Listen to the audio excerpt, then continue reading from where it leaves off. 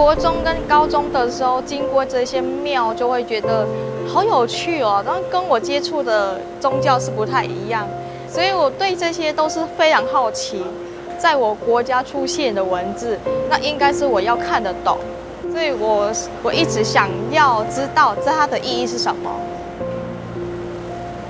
后来是我考大学，然后在很多语言之中要选一个语言，我就选了中文。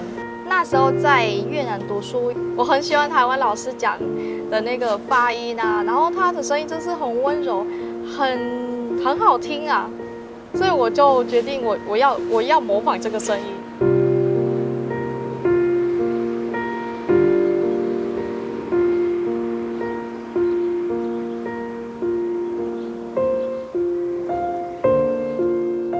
Xin chào mọi người, tôi tên là Nhã Phương. Tôi đến từ Đồng Nai, Việt Nam. Tôi đã sống ở Đài Loan 10 năm rồi. Hiện nay tôi đang học tiến sĩ ở Đài Loan và đồng thời tôi cũng là giáo viên dạy tiếng Việt ở đây. 但知道这4个字怎么念吗？我不认识它。只看得懂2个字。我一个字都看不懂。像你看到这种你不懂的字，你会很有兴趣吗？很有兴趣啊，因为我读中文已经有13、14年，如果有看不懂的字，我觉得我读书有点失败哎。所以到这边看不懂的，我大概去问一下庙里面的人，那我去问一下庙公。阿贝，可以问一下吗？我刚刚看到这个，我看不懂这4个字。这4个字。生。生。林胚显。减龄。显灵的显。是这样。生。是卷舌吗？声音的声，我们讲话的声。声是什么意思？它的明显广播成神，胚显就是等于它样形啊，样形，所以这边的神是很都很灵感，然后只要请求都可以啦。对。OK， 谢谢你。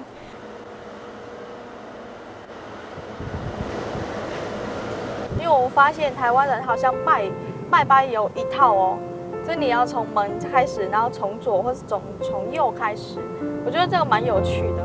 像我总是要走错了。我看过一家庙，然后我发现庙拜的神其实每一件是不一样，然后有一些神我不认识，然后我问台湾人也不认识，我说你不认识为什么你可以拜？他说这是都可以拜啊。因为有拜就有好啊，然后我就发现，其实它是一种心理上的一些作用，但是连自己都不知道在拜谁，那我觉得这很有趣耶。其实我一开始大学毕业之后，我想当老师，中文老师，但我觉得我中文不够好，因为4年其实学会的不多，然后自己能力也有限。所以那时候有一个台湾老师，他跟我说：“你要不要来台湾读硕士啊？因为我看你那么喜欢读中文。”我那时候是有一些活动，那在推这个外籍生，所以我可以申请到奖学金，那我就来台湾读书，我觉得很开心。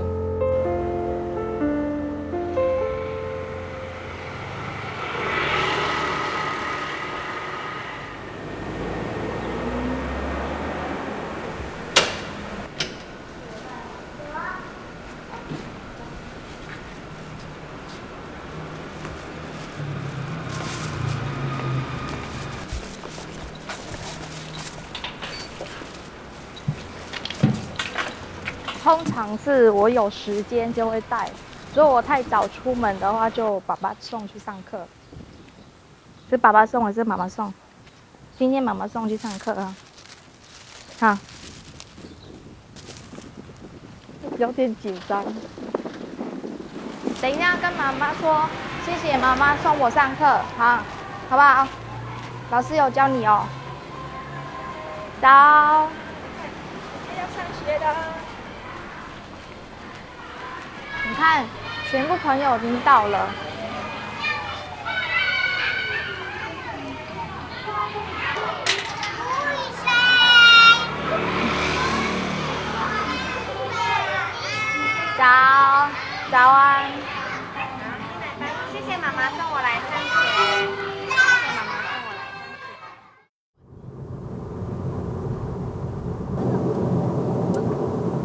我今天的行程是我下午有一个博士班的课，然后我今天是当学生。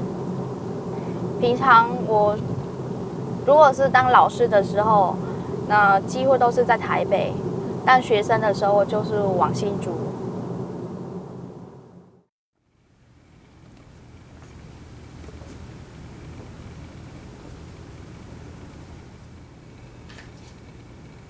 为什么我想要念博士班？其实很现实，就是为了工作。因为目前我在台湾工作，我是兼任老师，所以我希望可以往这个方面去发展。发展的一个必要条件就是我要有博士毕业。其实还有一个原因，这个是我一直以来的一个梦想，就继续念书，把可以念的书念完。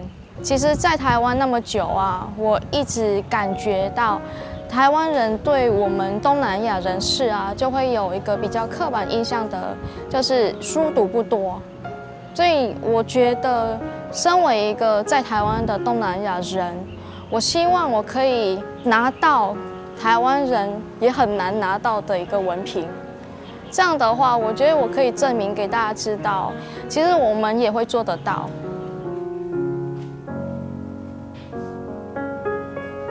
台湾教育其实是很开放的，所以在我们上课的时候，其实我们可以跟老师讨论了很多事情。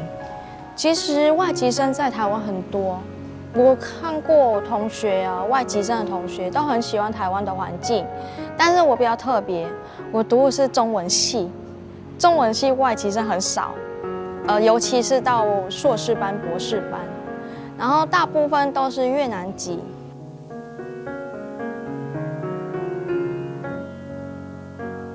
我来台湾的目的是读书，我那时候是在元智大学念中文系的硕士班。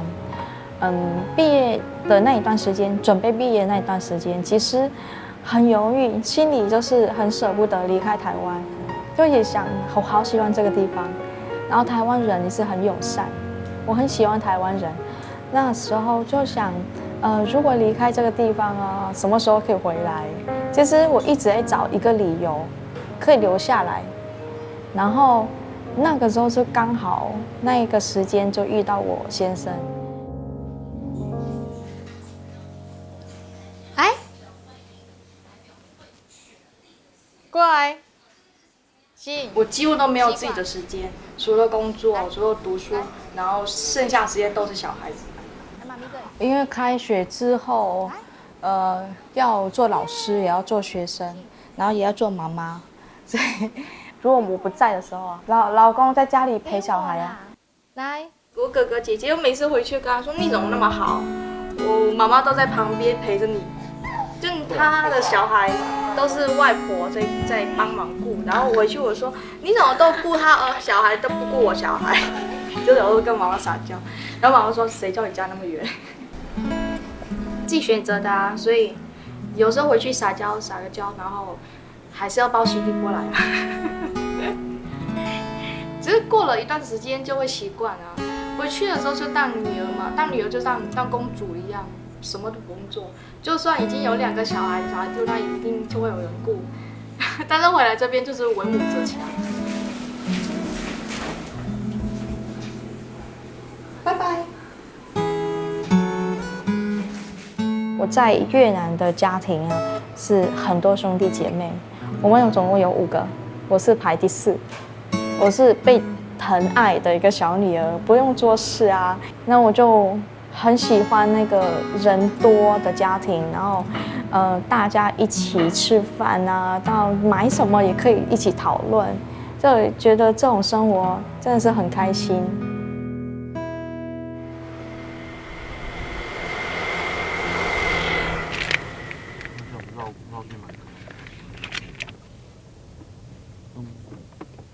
我们现在要去买咖啡给婆婆，因为她在那里有开服饰店。如果是我开学的话，就很少啦，因为我开学就平日都一直在忙，然后没有开学像暑假或是假日的话，经过就会过去。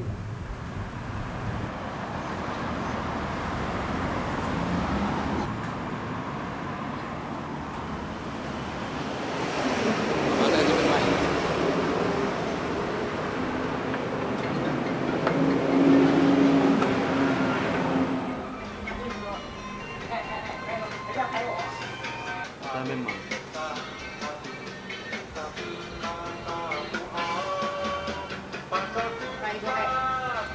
还不要拍？哇，那么漂亮。可是啊，有乱七八糟的。对呀，我先把音乐关了。自然就好。我刚还打电话跟你爸说叫他打扮帅一点。你这边没有画完吗？是啊，应该是吧？你看，就是我婆婆最美的欧巴桑，每天要穿得很漂亮。谢谢。对啊，真的是哦。雅芳请我吃喝咖啡，我请他吃柚子，每天都是超开心的。蛮开心的啦。我说哎，雅，对啊，开朗哦。对啊，你看我放音乐，马上就可以跳舞哎。跳看看，昨天我去跳回来耶。每天都马去跳舞。没有每天啊。哦，没有每天。拜拜，拜托啊，不要讲啊。平常雅芳有空的时候哈，平常那么忙也会过来帮忙。OK。我家在越南做生意的，我从小是当店员的，很稳哦。做那个陶瓷对啊，瓷器。那个我要出去玩一下，出去跳舞跳一下，我就叫他来啊。现在没办法，现在小孩子2个。我婆婆其实应该说还没有熟，一开始她会有一点害羞，所以她会躲开镜头。但是她是一个很开心的人，所以她一整天都很快乐。我到雅芳属实，是有一家我到我朋友，然后佢係朋友，你同我食飯，但是俺用体育牌子出去，所以是用他来拎咖啡。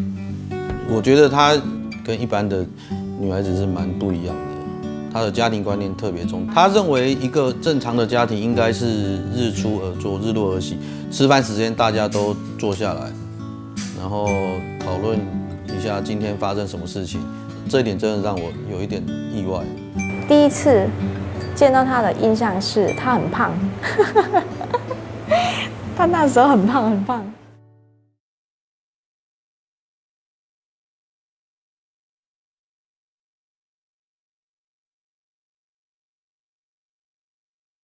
第一次见到他的印象是他很胖，他那时候很胖很胖，他123公斤。其实他是一个你看到他就很开心，所以这是很有喜感的一个人。其实一开始我不会觉得见到他，我不会觉得哦我会跟这个人结婚，我会留在台湾，我没有这种想法。他是疯狂的追求啊，可以这样说。在越南的时候，我就听说他要准备开刀，然后开刀大概他花了10几个小时开刀。他第一次醒过来，他还带着那个呼吸那个氧气，他就叫妹妹打电话给我，我接到电话，然后我看到他在那里带那个氧气，我讲到想哭啊。他带那个氧气，然后没办法讲话，他就是看着那个手机，然后我觉得很应该说，动了心吧，就会知道他经过那么很危险的一次手术，然后醒过来第一个人他要见的就是我，所以应该说感动到我。可以借一个卫生纸吗？他那时候其实很犹豫，他有找我谈过，说我们真的要在一起吗？我们真的要走下去吗？那因为异国恋的关系，他认为我们会很辛苦。他有问我说：“我想清楚了吗？”冲动啊，结婚也是一种冲动，不管做什么事情都是冲动。既然选择就是面对啊，解决啊。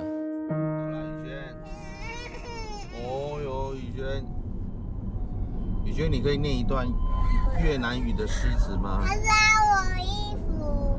我陪小孩子的时间都包含绕去培训、陪去读书、韩国、早晨读去上课、吃去下课，最后到我下准批分去60分。有吗？刚刚妈妈。脚放好。不受控。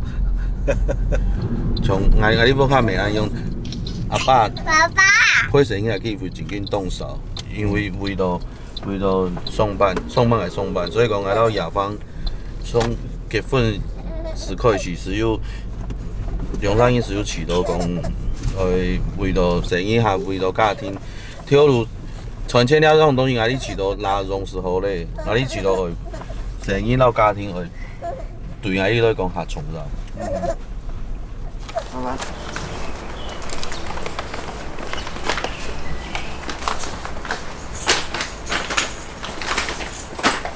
拌出去之后，因为因为冻豆时间前期就全部自家来，是讲拌出去是讲下次有可是大部下像大部下用音腾收，个刚开始下有下倒来自家的时间。阿西，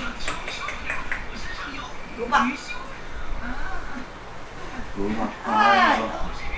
你看大部是像安用音腾收、用音转收，了再现来录嘛。比方是大推早，大2礼拜，总是准到去看录音架，看阿公阿婆、阿爸阿妹。吃薯条这么好，那你有带回来给我吃吗？吃完了。那还有吃什么？他们那个时候都要搬出去，你是比较赞成还是反对？赞成。为什么？因为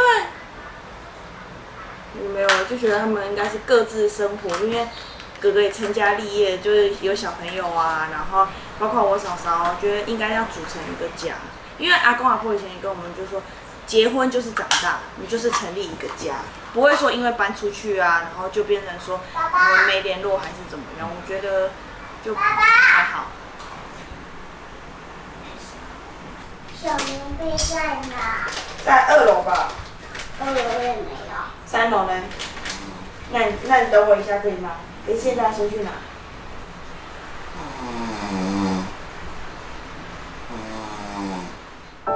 我们都知道，婚前婚后生活就会有很多很大的差异。可能我比较黏人吧，都是要2个人一起，人吃饭啊、出去玩啊，或是除了工作之外啊，那就是2个人的生活。 那就会觉得开开心心的。结婚后马上遇到的问题就是，不是2个人的世界，就是跟公婆一起住。其实结婚之前我很有信心，我在台湾5年了，我中文那么好，我觉得应该是异国婚姻对我来说没什么问题，因为我很了解台湾人啊，我住那么久嘛，但是真没想到，我遇到难题。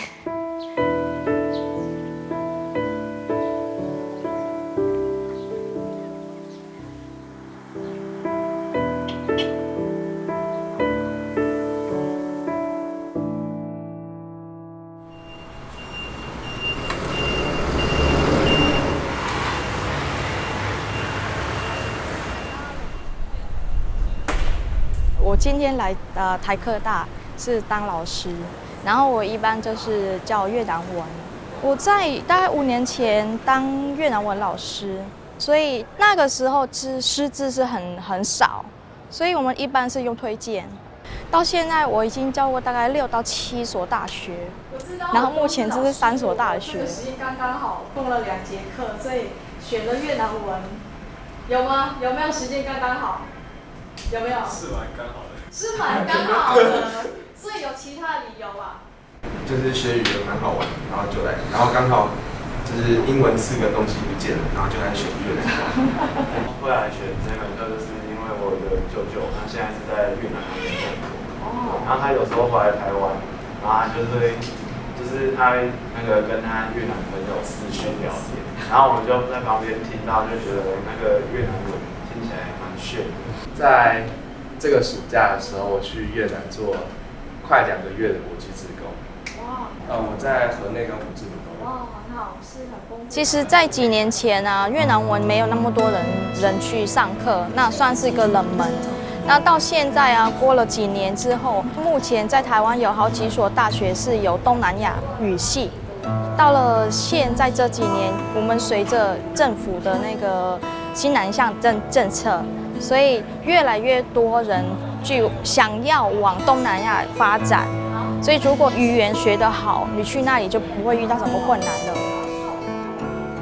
那越南文单字的结构，我的学生呢，包括很多，譬如说有从越南来的学生，然后他是从小是住在台湾，那可能是爸爸妈妈是越南人，那在台湾的这个环境下呢，他不会讲越南文，或是他会一点点而已，他想找回爸爸或是妈妈的那个文化。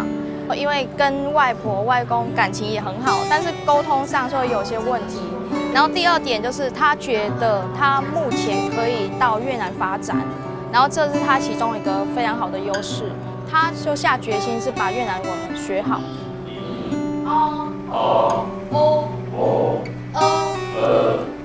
这个怎么念？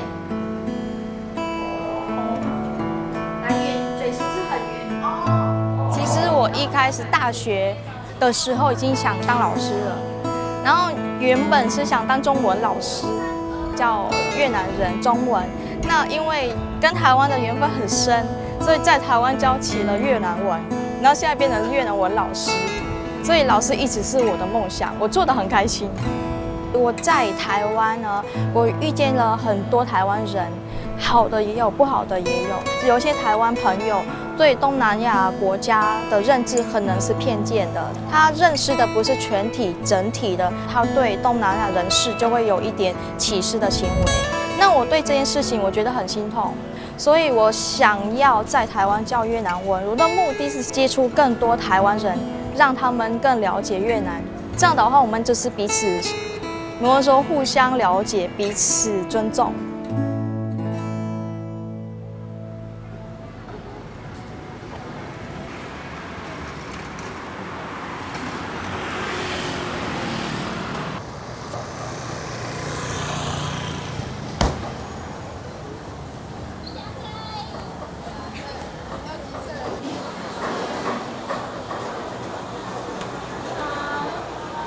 我要鸡胸，鸡胸肉，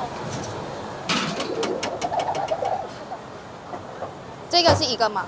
对，那两个，我要两个。我想煮咖喱鸡，鸡胸肉，然后加那个马铃薯跟红萝卜，还有姜黄。台湾比较少用那个姜黄去煮那个菜，一般如果有时间才会来的，通常都会往大卖场。我觉得如果你要了解一个国家啊，你一定要去它传统市场看一看。因为我跟我学生说，如果到了越南，一定要去看一下菜市场，然后看一下你去买东西，看你能不能沟通。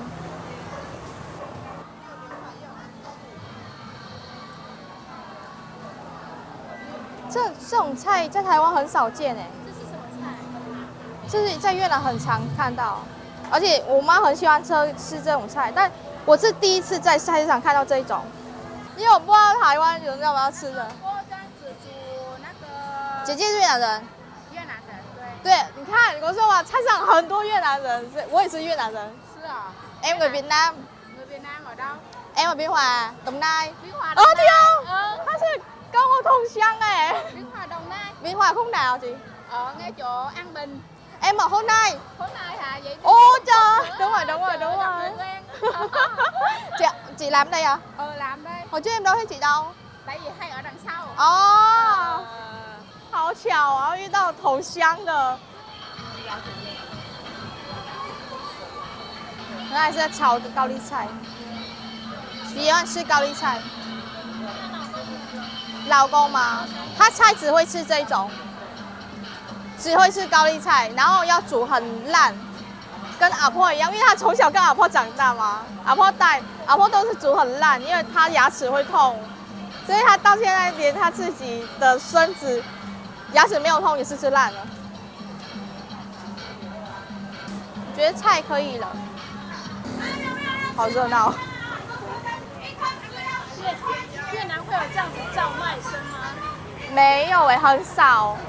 台湾很热闹是因为大家都叫得很好，就是一盘，说实话，鱼要2盘50，或是3盘100啊，我觉得好有趣。越南就是在摆在那里，你要买的时候你自己去拿，你不会有这样，我觉得很热闹。而且每一次到比较大的节日，像中秋节，或是台湾还有一个普渡、中元啊，很多人在卖东西，越南就是没有这样。我觉得每一当到大节日的时候，菜市场很好玩。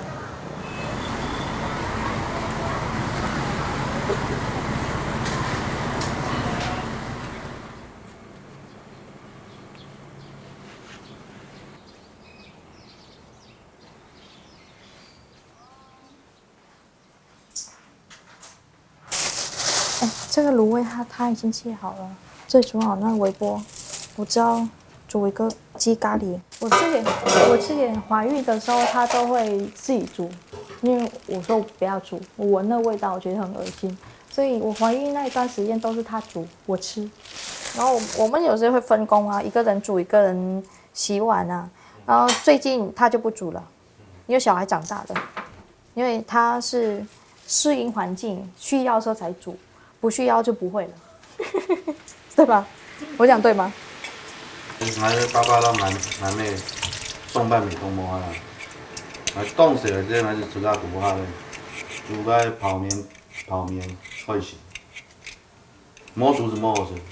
然后顺便今天小姑也是回来啦，回来比较多人吃比较好吃，人少吃很孤单。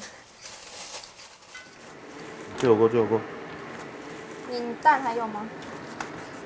我最不适应的地方就是没有大家一起吃饭的那个晚餐的时间，因为在越南啊，不管怎么样或者是多忙，其实在晚餐的时候一定会是就是一家人坐在一起吃饭，所以几乎每天，其实我很期待在台湾有一个完整的家庭，因为我已经在台湾1个5年了。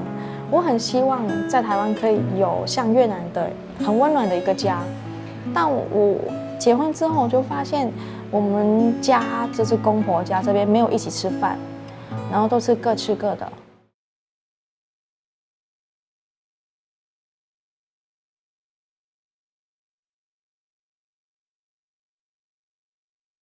就是公婆家这边没有一起吃饭，然后都是各吃各的。甚至有时候我是用我们在越南的观念去适应这里。我有煮晚餐，我煮之后没有人吃，我一个人在那边吃，家里没有人。就是你看那很大的房子，但是里面的人都是不知道几点才回来。那我那一段时间都是等人回来。那我觉得这种生活跟搬出去住其实没有什么差别。那我是很单纯这样想。第二件就是刚毕业没那么忙的时候，我家里都是整理干净啊，就是打扫，因为觉得住比较舒服。到后来我怀孕很大的时候，肚子超级大，还是我打扫，就没有人跟你讲说你不用打扫，你可以休息。然后我老公也不会帮我，因为我发现，哎呦，跟我追我的时候完全不一样。第一次回家，是真的是心里没办法接受，因为没办法忍受，才会决定回妈妈家。他们到机场接我。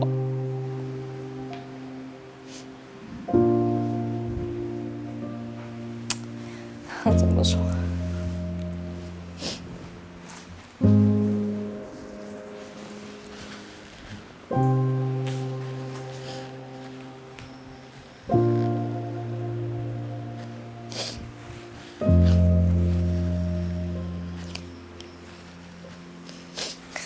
其实是因为带着小孩回去，一个人，所以他知道很辛苦啊。到机场什么都没说，小孩给我。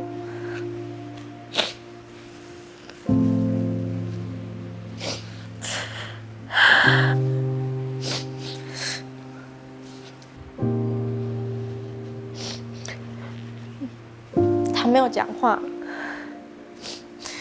我有偷听到他跟我爸讲，他说我都没有看他笑，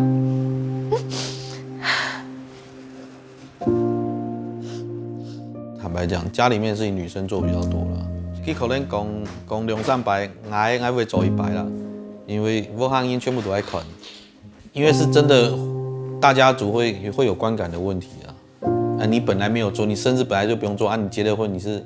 可以把水倒过来这边，然后弄那个不用啊，先放这就好。我发现他很依赖别人，其实这个是从小就被人家照顾，所有人都照顾我，所以我不需要烦恼什么，我不需要想今天要做什么，要吃什么，因为都有人准备好啊。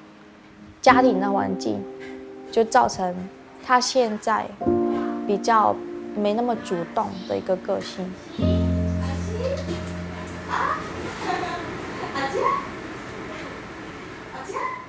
我们搬出去2年多，然后我觉得搬走之后啊，他的角色变了，所以他变成一家之主，他不是儿子啊，他去那里他最大啦，那最大你总不能当儿子一样嘛。他去那里，他变得比较成熟，比较有爸爸的那个样子。然后家里坏掉的东西啊，他就自己要想办法去修啊。但是这边他不会修，他觉得给我公公修就好了啊。然后他说，反正我爸就会弄你，你不担心。妈妈。哦，拍嘴，哎。大婆，对，有拍吗？哎，不太胖了，我说我不要入镜，不太胖了。吃饭了。等一下，客家媳妇穿衣服要端庄一点，要朴素一点。因为我刚才有客人，所以耽误了。我说你平常不是8点下班？对啊。妈妈，你是我的妈妈。我是你的妈妈。这不错是哎。哪一个？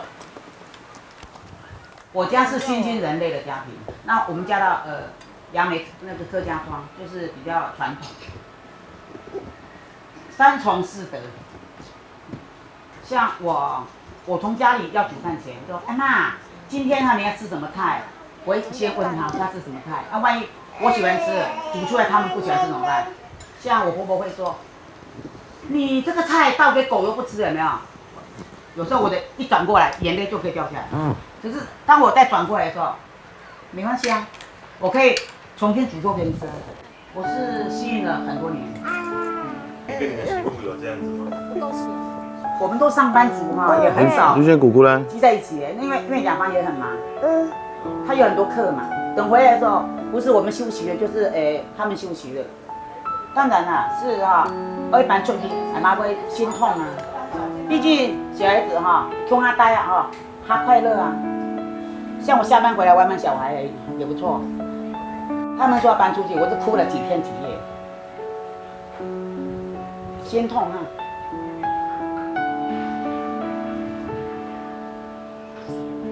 毕竟啊，住在一起啊，我们可以看得到啊，他们需要什么，他们缺什么，快不快乐？时间到咧啊，是讲生意可以读书咧，冇可能讲拄啊大日生意啊。阿姐，唔系讲搬出去是买惯的全部团体啦，是讲无日中奉献。孩子甲看找出一个最好的相处模式啊！那你该性强同出啊。当然，他从小到大，我们都就是把他看护得很好，都是在爸爸妈妈的手掌心长大。不行，因为他已经结婚娶老婆了。这个我有一个做爸爸的那个担当。我们搬出去之后。他一定要成长，所以这一定的，因为全家都会靠着他嘛，所以没有其他的选择了。所以应该是我公公婆婆都看得出来，我老公是从一个比较没有那种责任感的小孩子，就被疼爱的小孩子，变成说他现在是要照顾老婆、照顾孩子，然后家里的所有都要自己去想办法，所以大家都看得出来，他是比以前应该说成熟很多了。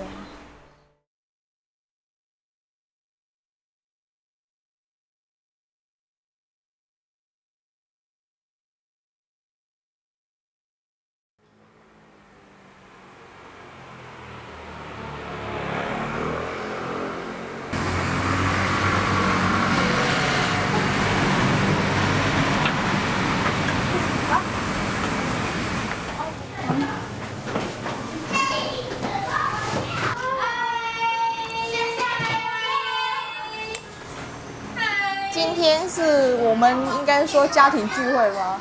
我们只要有空放假的时候，就大家一起来，然后就见个面，然后小朋友一起玩一玩。哎呀，这一位是我的大学同学，对我们是在越南读书，然后是一起来这边留学，然后2个人很巧，就是也是在桃园。我们是闺蜜朋友。还有这个小美女就是我老公同学的老婆，然后就每一次都一起出来玩，这样就认识就变熟。然后我看到她很开心，我很久没有看她，不是每个礼拜都会见面，但是很久才有时间这样出来。啊，Cherry baby 都进去了，没进去刚？有的Cherry姐你。他这个头都要。因为我们聚在一起的时候，不管是开心还是抱怨，我们就会互相分享这样子。因为毕竟是远嫁过来的，那远嫁过来，我们就想要心里的那一点点有共同之处，我们的之间呢就可以聊在一起。聊女生聊的话题啊，聊保养品啊、衣服啊，聊自己的先生啊、自己的小孩，什么都聊。什么那个洗面乳哪一种比较好？保养品。然后我们是一个人觉得好用的时候，是3个一起买，或者你要我帮你买，帮你买一条。或者衣服啊。哦，衣服也是，衣服那是最近买哪一家？因為我真thay đổi không? Đổi về thì nó bán hết hàng mày. Nó không có số. Số lớn hơn số chân tao á, nhưng mà tại vì 雅芳是自由恋爱，那是我也是，我跟我先生就是我在这边留学的时候，2010年在湖北的时候，然后慢慢认识，慢慢谈恋爱，就是跟雅芳一样，就我们就是自己决定的，对啊，所以自己要负责。对呀，就是自己选择的幸福，不管是幸福与不幸福，对呀，对呀。其实我们结婚也没有，父母也没有说什么，就是不舍啦。当然是不舍啦，当然不舍。幸福啊，对，你家那么远，然后有什么困难什么，父母也蛮难帮我们处理。他如果要帮也没法帮啊，所以好吧，那就自己解决吧。雅芳的个性第一个是固执，已经做了什么事情了，他就是会往那个方向走，不管外面的影响。有时候你会觉得他怎么会这么固执呢？讲不听，对。但是还好是他做的都是对的，就没有到错到救不了的。这个是坚持，跟固执不一样。其实现在台湾跟越南没关系，要飞来飞去是很简单，但我觉得在我需要的时候，它马上出现，那是我很希望的一件事。但是我觉得这是永远不会有的。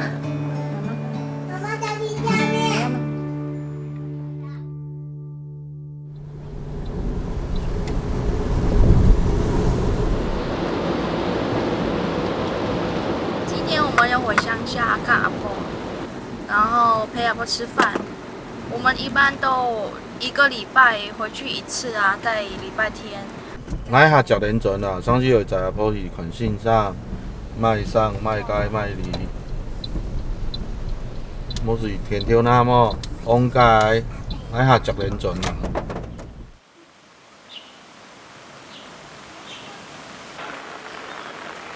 其实我们回乡下都是等待那个吃饭的那个气氛，其实不是吃好吃，会觉得人多吃得很开心，然后菜一起分享嘛，这个人吃不完，那赶快吃完，那或是我跟你剩2口吃不完，那我跟你1口，就每个人1口把它清一清，感觉就是很开心、很温馨的一个家庭啊，所以我很喜欢回乡下。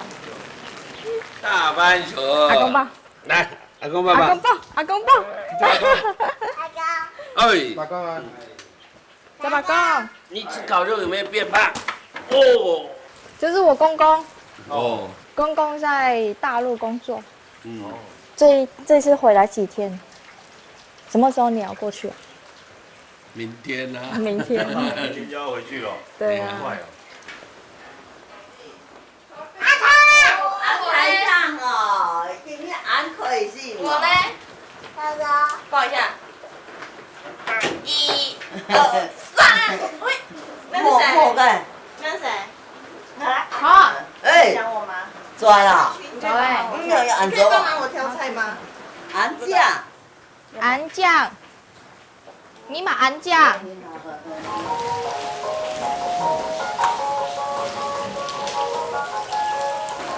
我想要先弄。这是煮饭吗？给他煮饭来了，有菜哦，菜我拿着了。放下去就好了。错了。他没有，来好。下面要炒一炒。好。我们平常不会下厨，因为我们一般回来这边吃饭都是姑姑跟婆婆跟那辈，因为今天是没有人，所以就是换我们孙辈来这边煮饭。那个有一些比较没。来，现在看，你敢油很啊？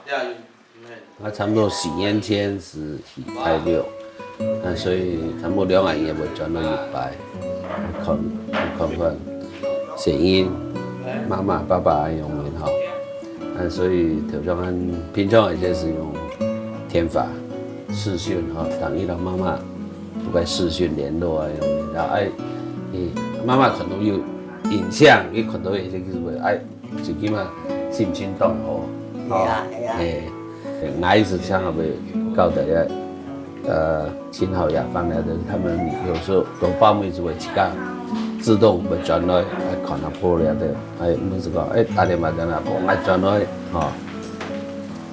这点来讲非常难得，因为我经验他对这个家庭观念那是很难得有这样说，他们从越南来哈，才知道这个是对我们家庭是长辈的一种礼貌的这种训练。挺怪，走对了。还想吃哦？你想吃啊？你还想吃哦？摸掉了你啊！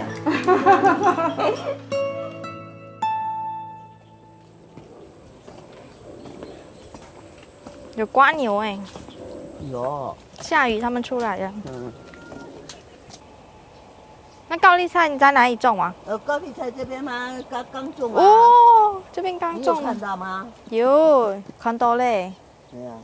我不是很会割菜呀，我很会挑菜。要留长长啊。不会啊。对啊，我看。我在越南没有看过田，你信不信？真的假的？没看过田，我们完全没有什么菜园，就是我爸的那个水果园而已。你莫讲现在太。哦，这边很滑呢。哦。我叫你穿，你都不穿啊。要听阿婆的话哈。对呀，你都不要听老人家的。好滑哦。规制你自己。那婆婆好做吗？婆婆好做吗？婆婆好做还是媳妇好做？啊，我感觉你都做过啦。我感觉都没有什么差。那个讲黑讲污染水点点对你的糖些啦，你又好，还白你也孙子是天然又好，你也不好，还白孙子又天然不好，污染水点点对啊，叫摩擦器啊。咱烫下到二轮流错，特谁闽人讲到二轮流错啊，你会还是好掉，对呀，会还白你的声音的对你就好了，哦。我觉得其实长辈都是希望你过得好，也不会说因为你不听我的话，我很讨厌你怎么样。其实他最后的目的就是我要看你成长，那只要你过得好，其实过去都不是问题。只要现在我们大家都过得很好，我觉得这是最好的一个结果。我们有过得好吗？我们现在全部人过得好。对。就是走进婚姻是我想要的生活，所以我知道婚前我已经知道，你结婚之后你必须要把一个人就是单独的时间变成说家庭的时间。其实这个我觉得是一种享受，不是牺牲。我是很享受家庭，的生活。雅芳是很独立的一个女孩子，讲实在常常讲，只身一个人到国外去，我说这种也是不简单的哈，要能够自己打理自己的生活，面对自己的生活。我想这个东西本来就是要独立自主的观念很强，相对的可能比秦昊还要强，对不对？我想这个能够出来只身到国外海外，这是必然的一个特质啊。我觉得嫂嫂跟妈妈的感情，因为还是需要时间去相处的。毕竟他们搬出去之后，也有一段时间没有一起相处，只有我们一起假日回乡下吃饭啊，或是他晚上会回来跟我们聊个天啊。就是时间可以让感情，我觉得是可以让感情更紧密的。而且并不会因为他们搬出去，然后我们就变得感情不好还是什么。我觉得人还是要有一点点距离，才是会是好的。我到现在我是发现，如果你真的是要跟另外一个外国人结婚，你真的是要思考，你要考虑清楚，然后要花更多时间去了解这个人。那这个人的背景、他的家庭环境，还有社会的环境，所以我跟我老公就变成说，因为大环境，所以造成我们不同的一些个性。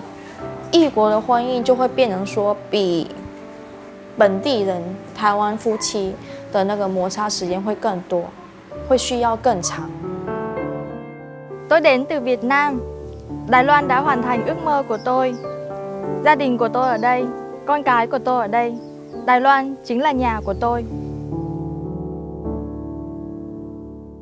嗨，亲爱的嫂嫂，这里就是你的家，我们也都是你的家人，你不会是一个人，然后只要你有任何需要，你都可以跟我说，我都可以帮忙你。雅芳，谢谢你加入我们的家里边，同时也生了2个可爱的宝宝，也是我的孙女。将来您的一切，我们都会支持你。